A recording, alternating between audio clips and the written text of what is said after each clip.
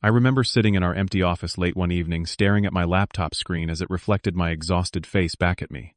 I had just finished building a travel software that could save our family company from the edge of bankruptcy. My father would finally be proud, I thought.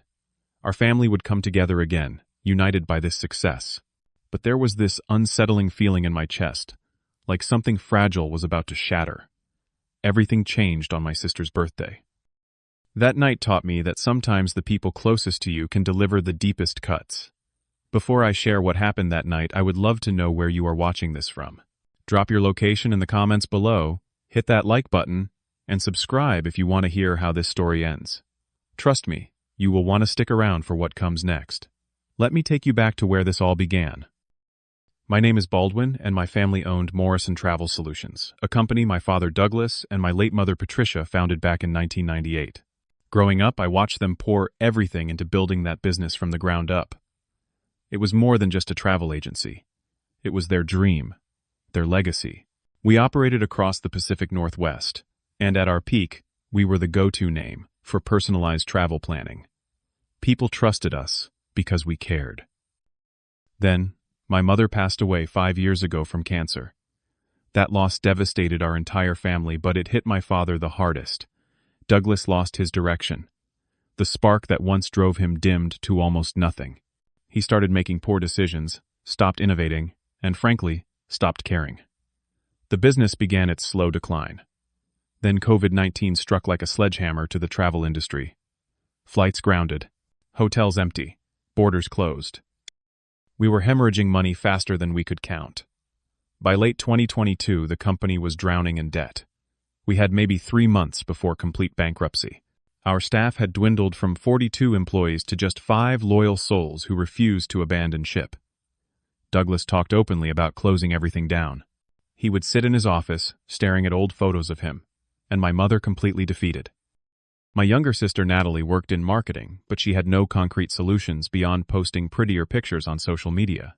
She meant well, but pretty Instagram posts do not pay creditors. I was 30 years old then, living in Seattle, where I worked as a software engineer after graduating from the University of Washington with a computer science degree. When I saw how bad things had gotten, I made a decision. I quit my job, packed my things, and moved back home to help save what my parents had built. The moment I walked into that office and saw the desperation on everyone's faces, I knew traditional methods would not work. The travel industry had fundamentally changed. People were not calling agencies anymore. They were booking everything online through apps and websites. We were dinosaurs trying to compete in a digital age with analog tools. That is when the idea hit me. What if we built something that combined the personal touch of a traditional travel agent with the convenience and intelligence of modern technology? I spent weeks researching, planning, and designing. My vision was an AI-powered travel planning software that could analyze customer preferences, suggest personalized itineraries, automate bookings, integrate payment systems, and manage everything in real time. I called it Travel Genius. I knew this could work. I knew this could save us. But building it was brutal. I worked 16 to 18 hours every single day, 7 days a week. My bedroom became my office. I survived on black coffee and frozen dinners. There were nights when I would still be debugging code at 3 in the morning, my eyes burning, my back aching, but I could not stop. I tested features, watched them fail, rewrote entire sections, and tested again. Hundreds of attempts, hundreds of failures. But slowly, painfully, it started coming together. Douglas was skeptical from the beginning. He would walk past my desk, glance at my screen filled with code, and shake his head. One evening he said to me, "You think some app is going to save us? Baldwin, people want human connection, not computers."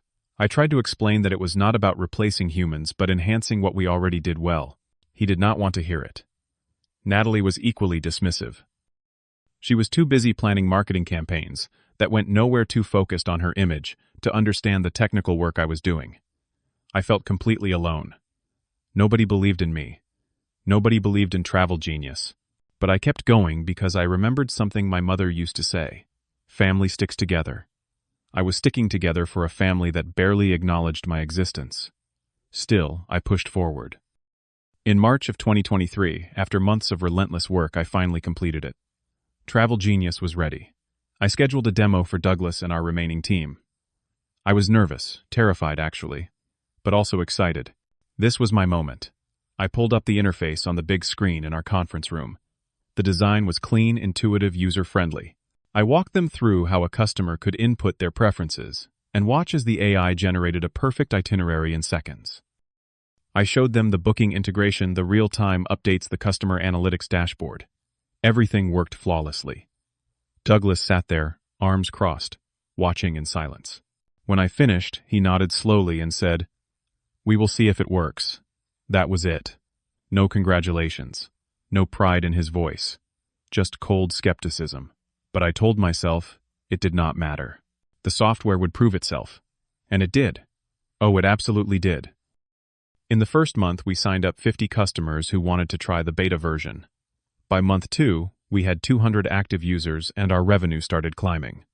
By month 3, Travel Genius went viral on travel forums.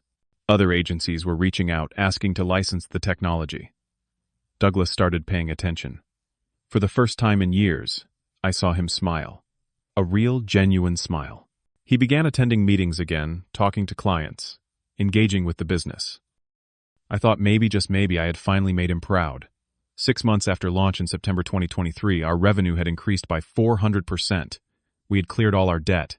By March of 2024, exactly 1 year after launch, Morrison Travel Solutions reported profits of $400 million. $400 million.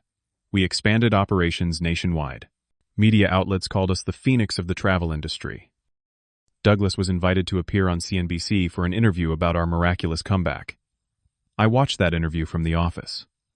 Douglas sat there in his expensive suit, smiling confidently as the host praised our success.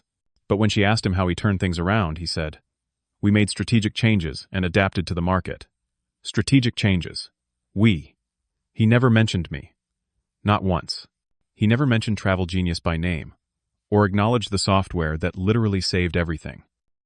He took all the credit, wrapped it in vague corporate speak, and presented himself as the mastermind. I felt something twist in my stomach watching that, but I tried to rationalize it. Maybe he was just being humble. Maybe he did not want to brag about his son. Maybe he knew deep down what I had done, and that was enough. I clung to those maybes like a lifeline. Meanwhile, Natalie got promoted to Chief Marketing Officer with a massive salary increase and a company credit card she used for international business trips. She posted photos from Paris, Tokyo, Dubai always, with the caption, "Working hard for Morrison Travel Solutions." Meanwhile, I was still in the back office, no official title, no equity, no recognition. Just Baldwin, the guy who fixed the computers. The feeling of being invisible grew heavier every day, but I told myself to be patient. Family sticks together right. That is what I kept telling myself. Then came Natalie's 27th birthday, and everything I thought I knew about my family shattered. April 15th, 2024. Douglas decided to throw Natalie a birthday celebration at an upscale resort in Lake Tahoe. It was not just a party, it was an event. He invited executives, business partners, major clients, about 80 people total. I arrived late because I had been fixing an urgent bug in the software that threatened to crash our booking system. When I finally walked into the resort ballroom, the party was in full swing. Music filled the air, champagne flowed freely, and everyone seemed to be having the time of their lives. Natalie stood in the center of attention wearing a designer dress that probably cost more than my monthly rent. She glowed under the chandeliers, laughing at jokes, accepting compliments, soaking in the adoration. Douglas stood near the small stage they had set up, microphone in hand, his face flushed from drinking, looking happier than I had seen him in years. I stood in the corner, unnoticed. A few people glanced at me, but nobody approached. I might as well have been invisible. I watched Natalie blow out candles on a 3-tier cake while everyone applauded. I watched Douglas hug her tightly, whispering something in her ear that made her laugh. I felt like an outsider looking into someone else's family portrait. Then Douglas tapped the microphone, calling for everyone's attention. The room quieted down. He cleared his throat and began speaking. "Thank you all for being here tonight. This is not just about celebrating my daughter's birthday, though. That alone would be reason enough. Tonight is about celebrating the future of Morrison Travel Solutions." I straightened up, suddenly alert. Where was this going? Douglas continued, his voice booming with confidence. "My daughter Natalie has been the face of our company. Her brilliant marketing strategies have brought us closer to our customers and elevated our brand to new heights. She represents everything this company stands for: grace, intelligence, and leadership, My hands clenched into fists. What about the software? What about my work? What about the 16-hour days and sleepless nights I felt my heartbeat quickening? So tonight, Douglas paused dramatically. I am making an announcement that I have thought long and hard about. Effective immediately, I am transferring full ownership of Morrison Travel Solutions to my daughter Natalie Morrison. The room erupted in applause and cheers. People rushed forward to congratulate Natalie. She covered her mouth in what looked like shock, though I wondered if she had known this was coming. Douglas beamed with pride as Natalie threw her arms around him, crying, "Dad, I do not know what to say." I stood frozen. My ears were ringing. The applause sounded distant, muffled like I was underwater. Did I hear that correctly? Full ownership. A lawyer stepped onto the stage, carrying leather-bound documents. I watched in disbelief as Douglas signed papers, then handed the pen to Natalie. She signed too. They posed for photographs, holding the documents, smiling for the cameras. My chest felt tight. I could not breathe properly. This could not be happening. This could not be real. I waited until the initial crowd dispersed before approaching Douglas. He was chatting with some investors, still holding his whiskey glass. "Dad," I said, touching his elbow. "Can we talk?" He barely glanced at me. "Not now, Baldwin. I am celebrating. This is important." "About the company transfer." He waved his hand dismissively. "We will talk later. Go get yourself a drink. Enjoy the party." But I could not let it go. My voice rose slightly. "Dad, I need to understand something. I built the software that saved this company. Why was not I even mentioned tonight?" A few people nearby stopped talking and turned to look. Douglas noticed the attention, and his expression hardened. He gripped my arm and pulled me toward a quiet corner away from the crowd. Once we were alone, his entire demeanor changed. The jovial, proud father disappeared. What replaced it was cold and cruel. "You want to know why? Because Natalie is the face people trust. You are just a coder, Baldwin. Just a tech guy." The words hit like a physical blow. "Just a coder, Dad. Without my software, this company would be dead. Buried. Gone. The software is company property," he said flatly. "You got paid a salary for your work. That is the arrangement. That is enough. Paid, I have been working for almost nothing. You promised me equity. You said when things got better we would talk about partnership. I never put that in writing, did I?" His smile was cruel. And that is the difference between smart business and naive hope. The truth was crystallizing in front of me. This had been his plan all along. Use me to save the company, then cut me out completely. I felt sick. "Natalie is my legacy," Douglas continued. "She has my blood, my charm, my presence. You are too much like your mother. Too soft, too naive, too trusting. Do not bring Mom into this. Your mother would have agreed with me. Family business needs strong leadership, not geeks hiding behind computer screens, writing code nobody understands." I tried to control my shaking hands. "I am your son. I saved this company with my own hands. I deserve recognition. I deserve respect." Douglas laughed. Actually laughed. Then he reached into his pocket and pulled out his wallet. He extracted a single $100 bill and held it out to me. "Here," he said, his eyes cold as winter. "This is your actual value to this company. Take it and be grateful I am giving you anything at all." Time stopped. Everything stopped. I stared at that $100 bill dangling between his fingers. Then I looked up at his face. He was smiling. Not a warm smile. A mocking smile. A smile that said I was nothing. That I had always been nothing. Every belief I had held about family, about loyalty, about love, about fairness, shattered in that single moment. The father I thought I knew never existed. This man standing in front of me, this cruel stranger. This was who he really was. I did not yell. I did not cry. I did not beg. Something inside me went completely cold and quiet. I reached out slowly and took the $100 bill from his hand. "Thank you," I said, my voice eerily calm, "for showing me exactly who you really are." I turned and walked away. I did not say goodbye to anyone. I did not look back at Natalie still celebrating on stage. I walked straight through that ballroom, through the lobby, out into the cold night air.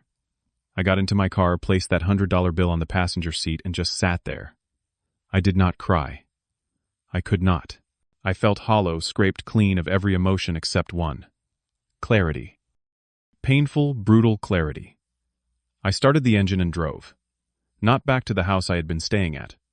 I drove to San Francisco to the small apartment I still kept from before I moved back home. I drove through the night, in complete silence. When I arrived, the sun was just starting to rise. I sat at my desk and opened my laptop. I did not sleep. I did not rest. Instead, I started making calls. By dawn, I had contacted 3 people who would change everything.